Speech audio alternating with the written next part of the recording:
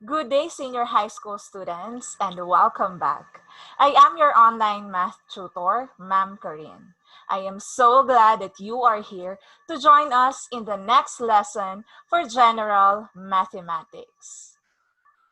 In this video, we will be talking about on how to solve rational equations.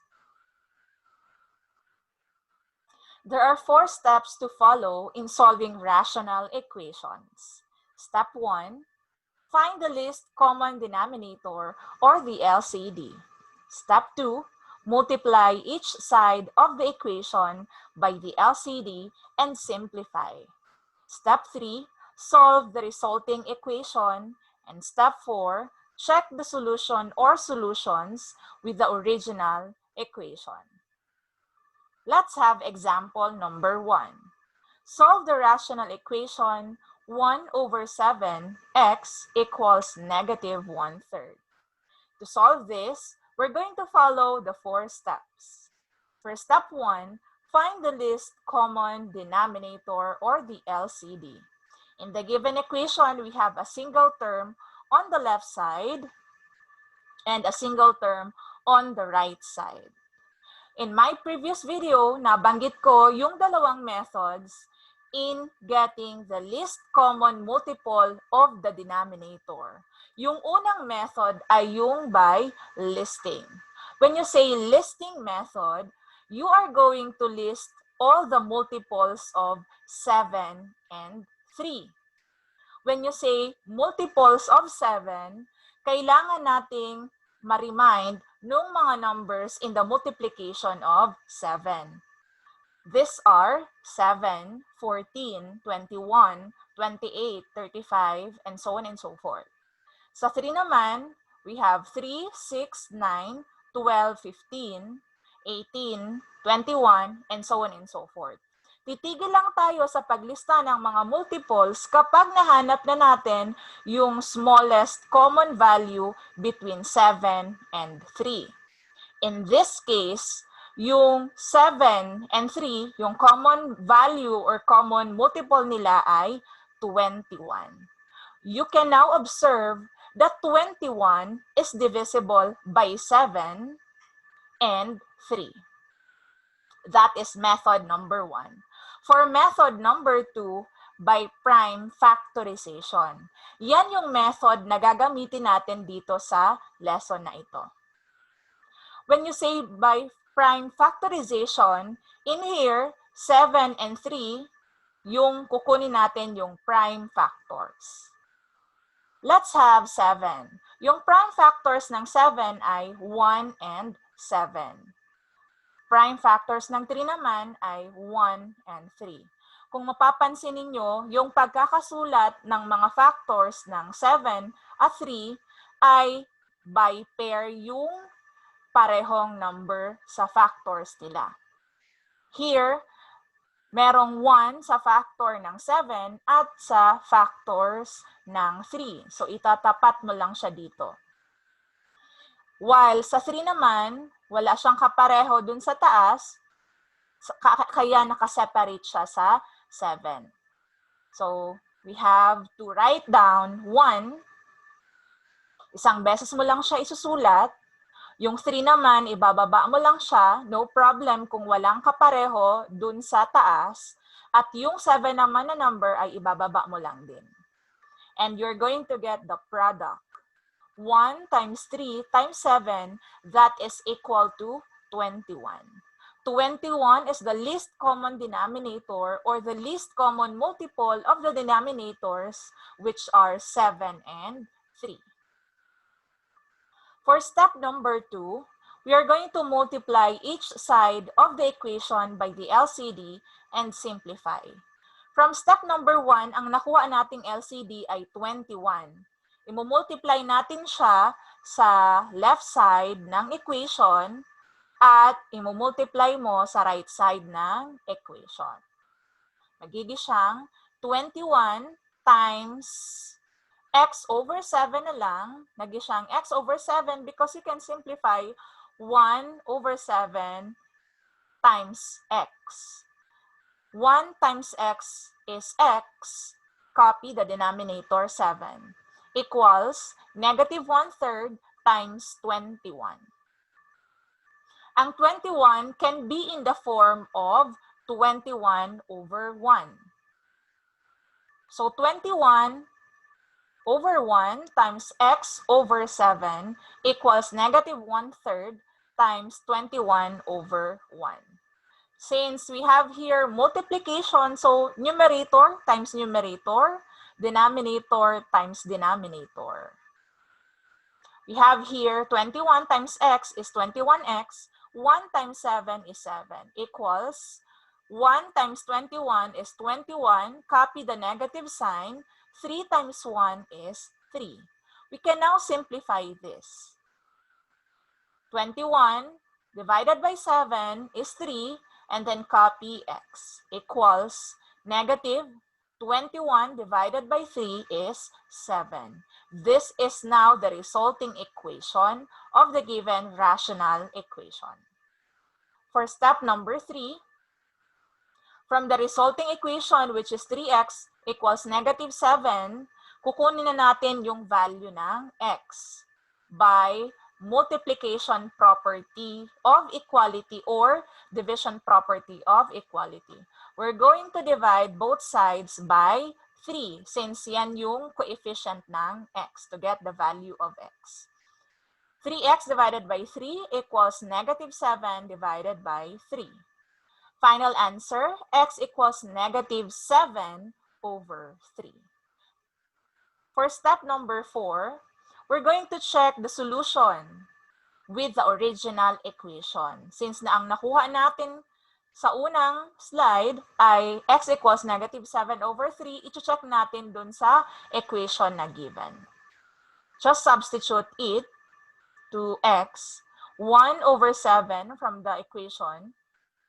Value of x is negative 7 over 3 equals negative 1/3. We can cancel 7 in the numerator and in the denominator. So, ang natira na lang ay negative 1/3. That is equal to the right side of the equation, which is negative 1/3. Therefore, x is equal to negative 7 over 3. Another method to use in solving the rational equation in example number 1 is by cross multiplication. Ito ay ginagamit lang kapag sa given equation, meron lang isang term or single term sa left side ng equation at sa right side ng equation. In the given equation, 1 over 7, x equals negative 1/3, you can simplify the left side of the equation. Ang x can be written as x over 7. You can now multiply the numerator to numerator and denominator to denominator. In here, we have 1 times x that is equal to x, and then copy the denominator, which is 7. That will become x equals 7 equals negative 1/3. Using the cross multiplication method, yung numerator sa left side ay i-multiply mo sa denominator sa right side ng equation. Yung denominator naman sa left side ng equation ay i-multiply naman sa numerator sa right side ng equation. That would be x times 3 equals 7 times negative 1. Get the product. 3 times x is 3x. 7 times negative 1 is negative 7. To get the value of x, divide both sides by 3, and then the value of x is negative 7 over 3. Example number 2. Solve the rational equation x minus 5 all over x plus 7 equals 5 over 17. In here, we can now go back to the 4 steps in solving rational equation. Step 1. Find the least common denominator. Yung denominator sa given equation ay x plus 7, and sa right side naman ay 17. Using the prime factorization method, we're going to get the factors of the quantity x plus 7 and 17. For x plus 7, ang factors nito ay 1 times the quantity x plus 7. Sa 17 naman, ang factors nito ay 1 times 17. Kung mapapansin ninyo, yung parehong 1 sa first and sa second ay magka-level lang sila or magkapantay sa pagsulat. Yung sa 70 naman, nakaseparate siya, hindi pantay siya dun sa factor na x plus 7 kasi hindi sila parehong number or term. To get the LCD, you are going to write down yung 1, once mo lang siyang isusulat, yung 17, at yung factor na x plus 7. To get the LCD, get the product of these factors. 1 times 17 times the quantity x plus 7. That is equal to 17 times the quantity x plus 7. Kung makikita ninyo, hindi ko pa minultiply yung 17 dun sa quantity na x plus 7 para mamaya sa step number 2, mas madali sa atin para masimplify or makuha natin yung equation. For step number 2, we're going to multiply each side of the equation by the LCD na nakuha natin sa step number 1 and simplify. Yung nakuha natin na LCD ay x plus 7 times 17 or 17 times the quantity x plus 7. Yung LCD ay minultiply sa left side ng equation at sa right side ng equation. The LCD can be written as the quantity x plus 7 times 17 all over 1 para mas madali nating makita yung pag-multiply sa numerator to numerator and denominator to denominator. And ganun din yung ginawa ko sa right side ng equation. Now, we can see that we can cancel the quantity x plus 7 sa numerator, sa left side ng equation, at denominator, sa left side pa din ng equation.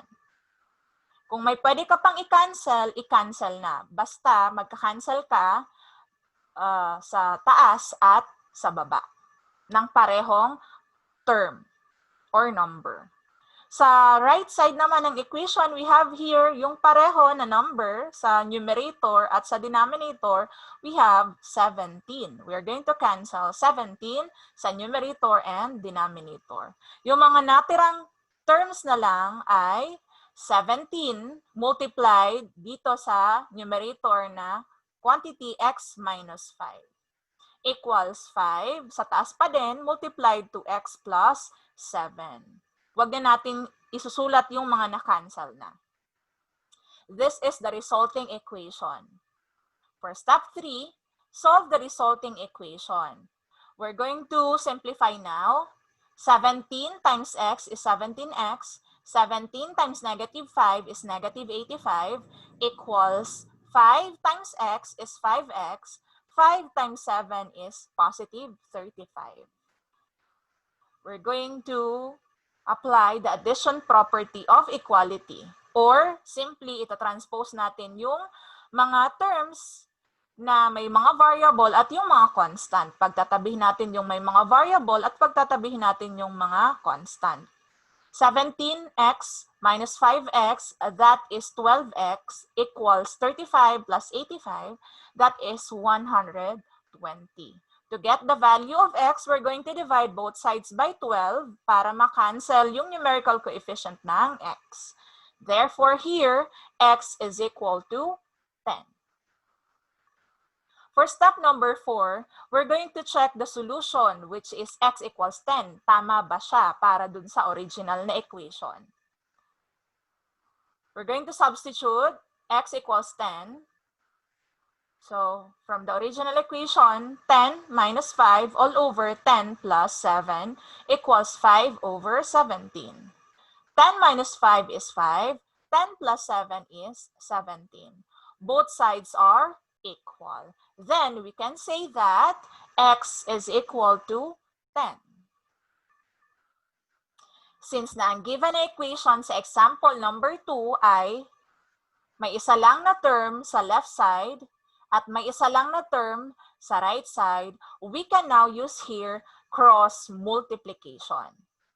That is, we're going to multiply the quantity x minus 5 to 17 and multiply the quantity x plus 7 to positive 5.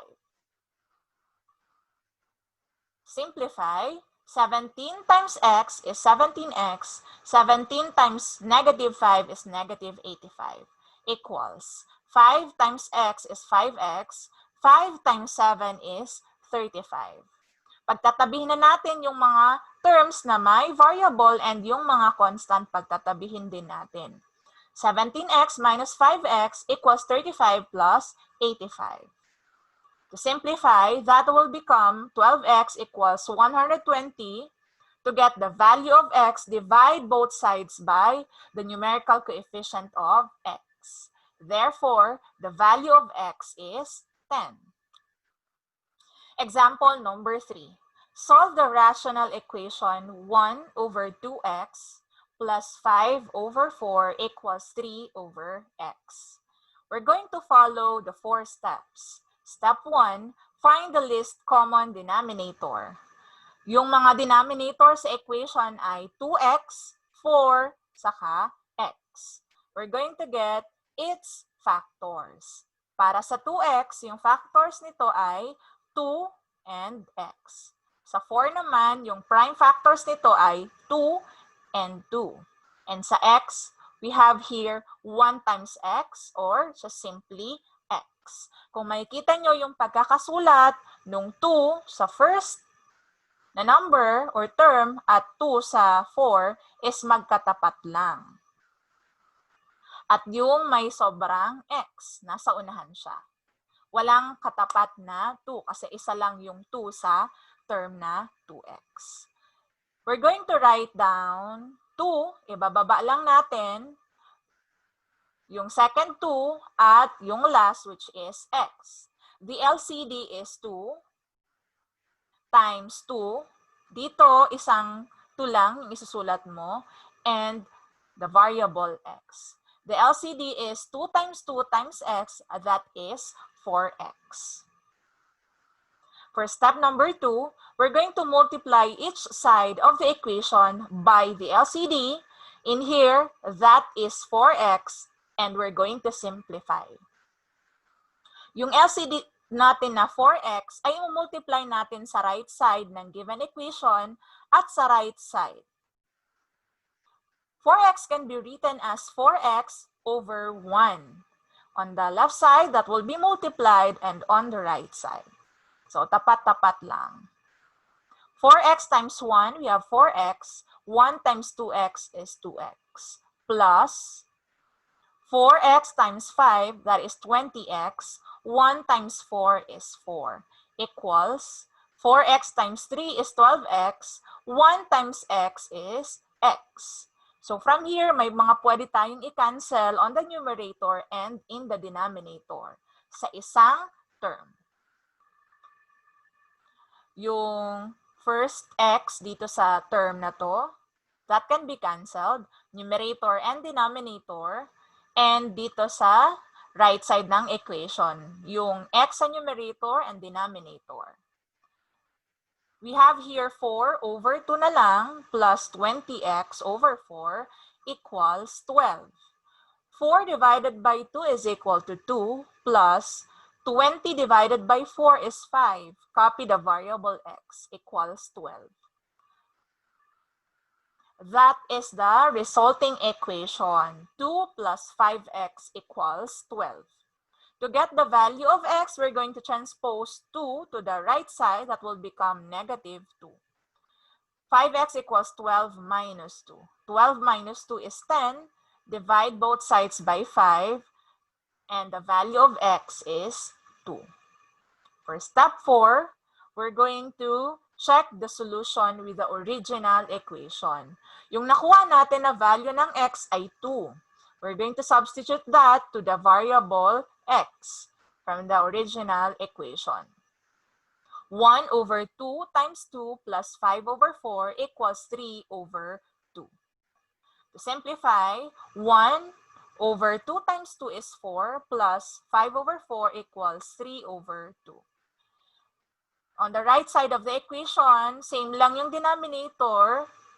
Pwede na natin siyang pag-isahin and then add the numerator. 1 plus 5 is 6. That is equal to 3 over 2. You can simplify the fraction 6 over 4. 6 over 4 is equal to 3 over 2. Therefore, we can say that x is the value of the given equation. Example number 4. Solve the rational equation 3 over x plus 2 minus 1 over x equals 1 over 5x.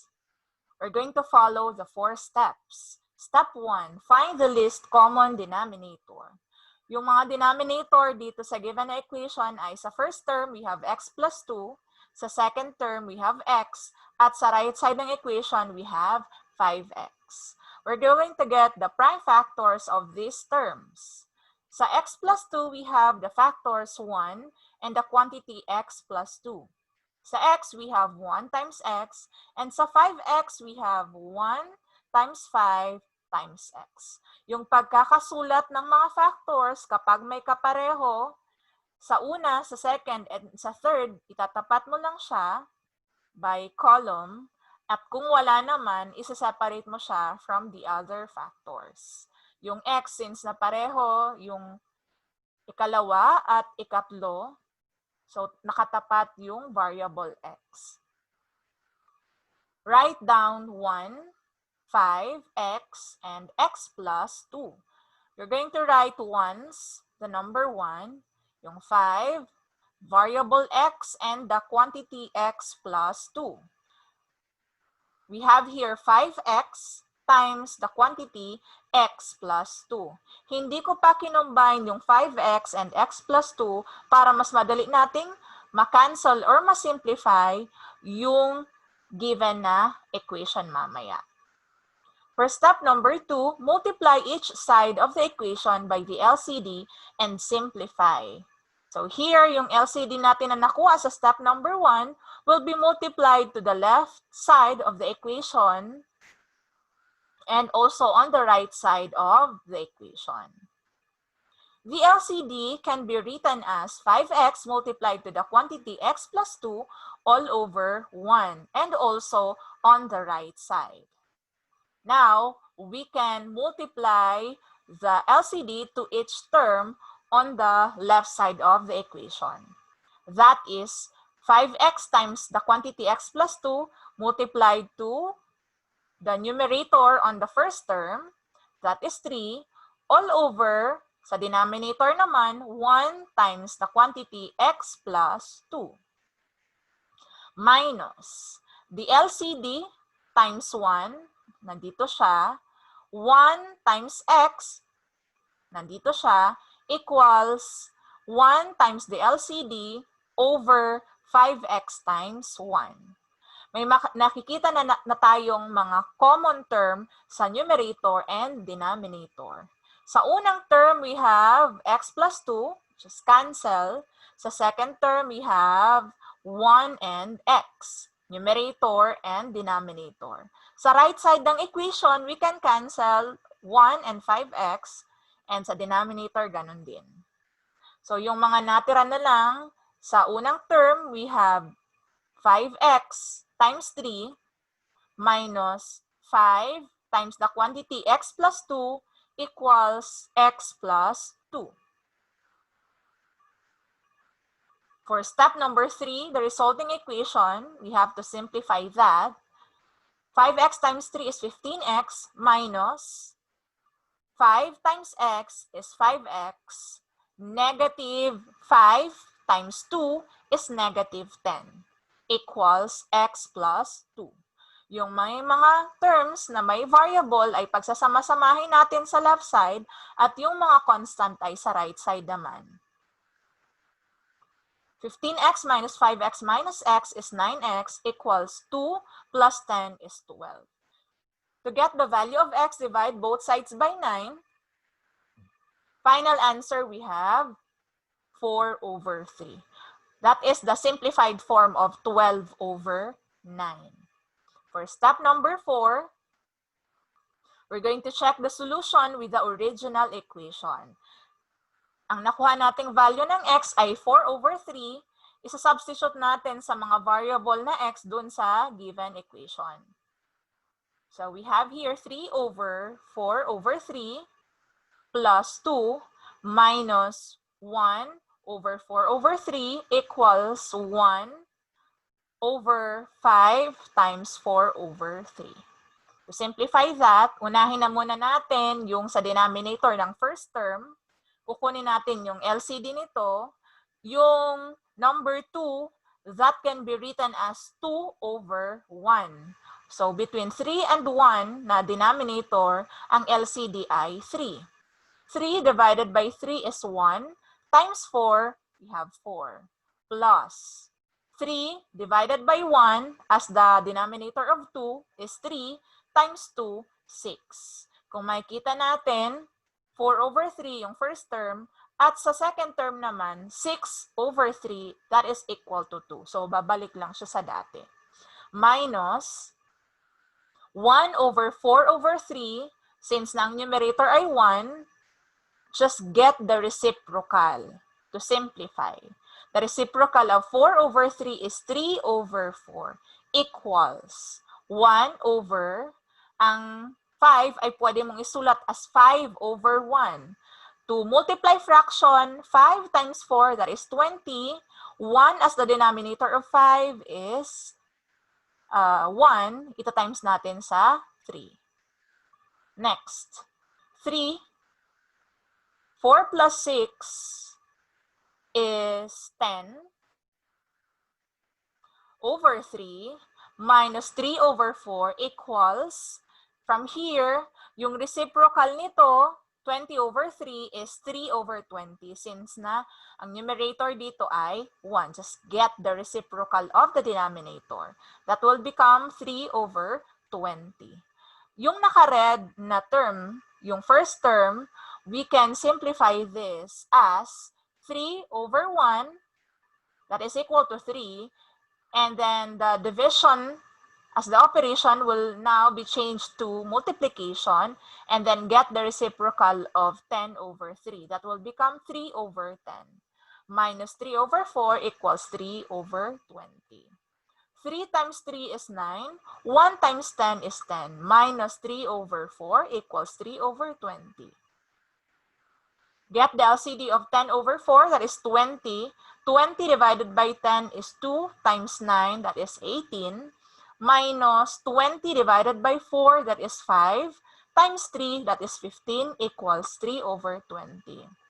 3 over 20, that is equal to 3 over 20, and that is true. Therefore, here, we can say that the value of x is 4 over 3. Last example. Solve the rational equation x over x plus 2 minus 1 over x minus 2 equals 8 over x squared minus 4. We're going to follow the 4 steps.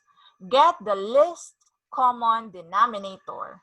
Yung mga denominator ng kada term sa given equation, sa first term, we have x plus 2. Sa second term, we have x minus 2. And sa right side ng equation, we have x squared minus 4. Kukunin natin yung mga factors nito ng mga denominators. Sa una, we have x plus 2 that is equal to 1 times the quantity x plus 2. Sa x minus 2 naman, the quantity of that or the factors of that are 1 times the quantity x minus 2. And last, we have x squared minus 4. Ang factors niyan ay 1 times x minus 2 times the quantity x plus 2. Next, kung mapapansin ninyo, tapat-tapat lang yung mga same factors na pagkakasulat niya. Yung 1, pantay lang by column. Yung x minus 2, pantay lang siya. and x plus 2. We have here 1. So, once mo lang siyang sinulat. We have x minus 2. We have x plus 2. And the LCD is the quantity x minus 2 multiplied to the quantity x plus 2. This is the LCD of the denominators in the given equation. Step 2. Multiply each side of the equation by the LCD and simplify. Yung nakuha nating LCD sa step number 1, that will be multiplied to the left side of the equation and on the right side of the equation. The LCD can be written as x minus 2 times the quantity x plus 2 all over 1.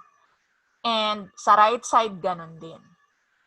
We're going to multiply now numerator to the numerator of the first term, denominator of the LCD to the denominator of the first term.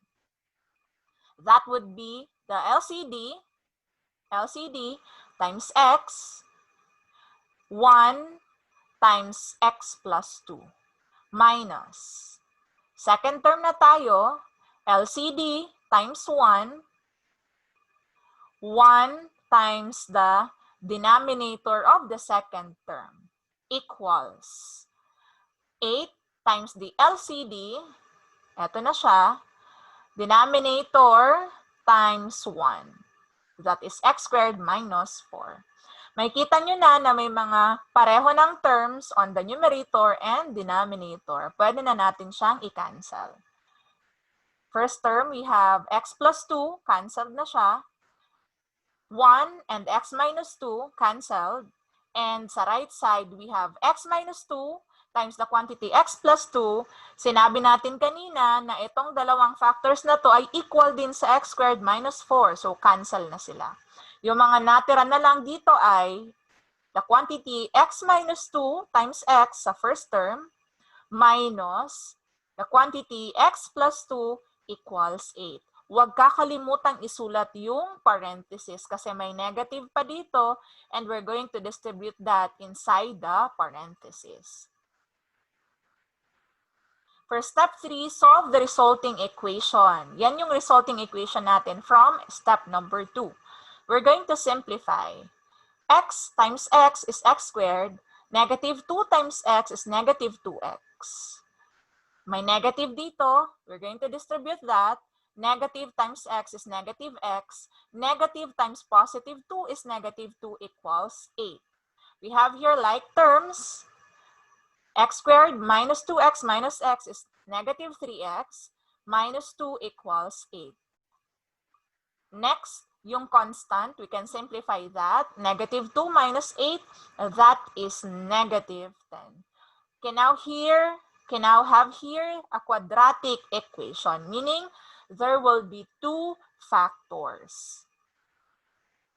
We have here the factors of this quadratic equation, x minus 5 multiplied to the quantity x plus 2 equals 0. Kapag minultiply natin tong factors na to, the resulting equation is x squared minus 3x minus 10 equals 0.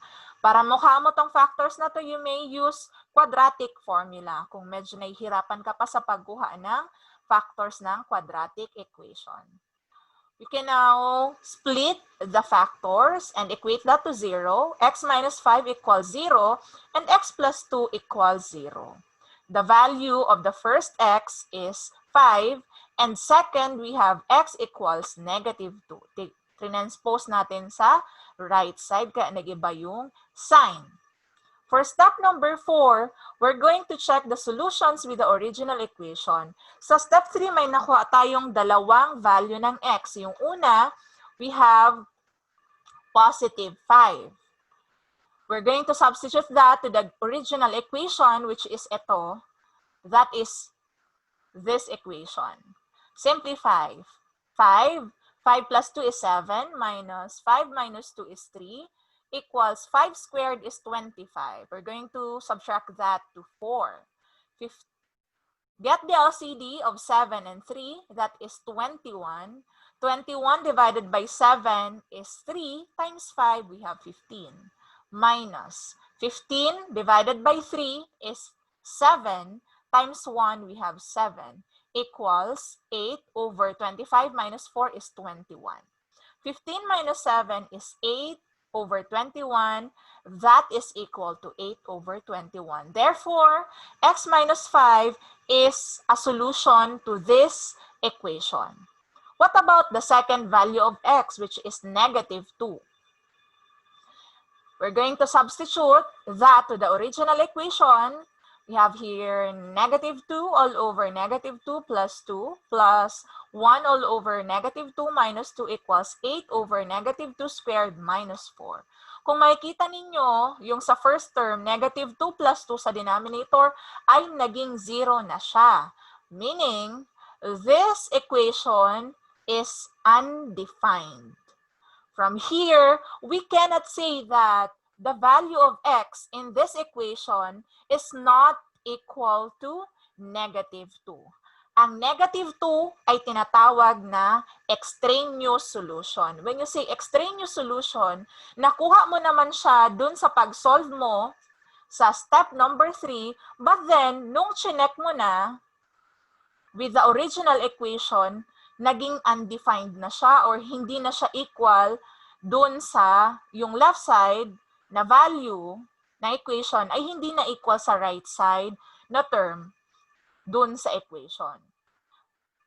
Again, negative 2 is what we call an extraneous solution to the given rational equation. Ang pwede lang natin na i-consider na value ng x dito given the equation is positive 5. For the pretest part, there are 5 items there. I have here the complete solution. For number 1, what is the solution of the original or the rational equation? 2 over x equals 1/4. Madali lang to kasi 1 term lang sa left side and 1 term lang sa right side. You can now use here the cross multiplication. 2 times 4 is 8. X times 1 is x. Meaning the value of x is 8 in number 1. The answer is letter A. Number 2. For what value of x will make the rational equation x plus 1 all over x plus 5 equals 3 over 7?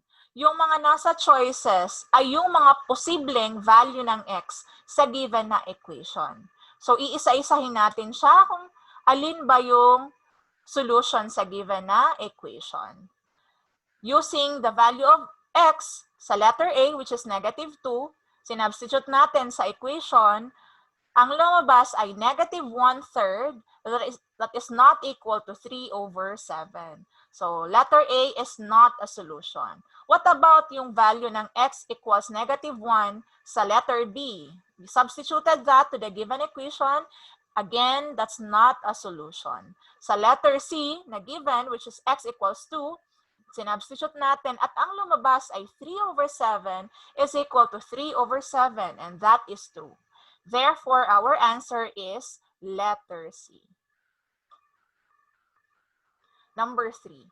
Find the solution of the rational equation 7 over x minus 1/3 equals 0. In this case, yung right side ng equation ay 0 at yung nasa left side ay dalawang term. Pwede mo namang ilipat yung second term sa right side, which is negative 1/3. Pag nilipat mo, magiging siyang positive 1/3. Now, this is the time that you can now use cross multiplication since na isa na lang na term yung nasa left side at isa lang na term yung nasa right side. 7 times 3 is 21. X times 1 is x. Therefore, the value of x here in number 3 is 21. That is letter A.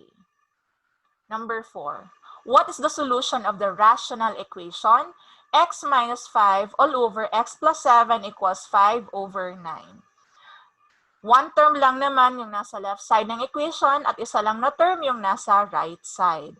You can now use the cross multiplication. You're going to multiply the quantity x minus 5 to 9 equals the quantity x plus 7 times 5. 9 times x is 9x minus 9 times 5 is 45 equals 5 times x is 5x, 5 times 7 is 35. Simplify, x is equal to 20. Our final answer in number 4 is letter A. For number 5, which of the following is an extraneous solution of the given rational equation? Yung solution mo dito ay, you're going to take note the possible values of x na nasa options A, B, C, D. Sa letter A, we have x equals 1. You're going to substitute that to the original equation and that becomes undefined. So letter A is an extraneous solution. Letter B, x equals negative 1. We substituted that to the original equation and this is the result. X equals negative 1 is also an extraneous solution. For letter C, x equals 0. Substitute that to the given equation. Negative 2 equals negative 2. 0 is a solution to the given equation. And letter D, x equals 4. Substitute that to the given equation. Ito yung resulting value or equation. And we consider x equals 4 as one of the extraneous solutions. In number 5, ang mga sagot dito ay A, B, and D.